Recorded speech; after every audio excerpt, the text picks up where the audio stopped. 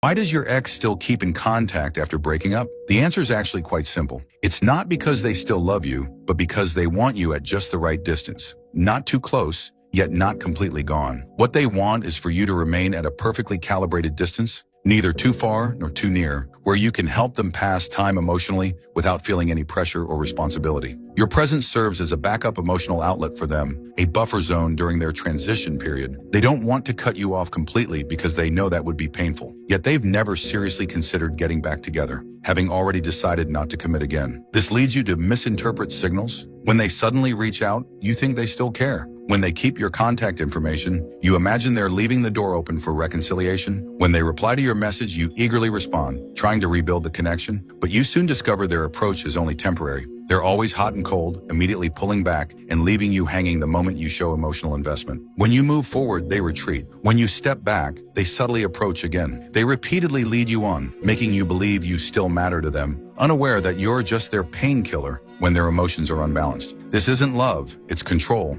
They haven't truly let go of you. They're just not ready to be alone. The more you respond, the more emboldened they become. The more you care, the more power they hold. More cruelly, while stringing you along, they're already making space for their next relationship. While maintaining contact with you, they're quietly meeting new people, gradually adjusting their emotions, waiting until they're ready to completely leave you behind. In their script, you're merely a transitional character. You need to understand that you're not someone they truly want to keep. You're just an emotional crutch they're not yet ready to discard. When they don't contact you, they're paving the way for freedom. When they do reach out, it's only to soothe their inner emptiness. While you're emotionally turbulent, they only occasionally think of you. You can't let go because you still love them. They won't completely cut ties because they haven't found their next replacement. Stop being led by their behavior. Their coldness isn't testing you, it's dismissiveness. Their contact isn't rekindling, it's stalling. They don't want you back, they just don't want you completely gone. What you need isn't to wait for them to return, but to turn away with clarity. You think they're still hesitating, but they're actually waiting for someone more suitable. Meanwhile, you're being drained,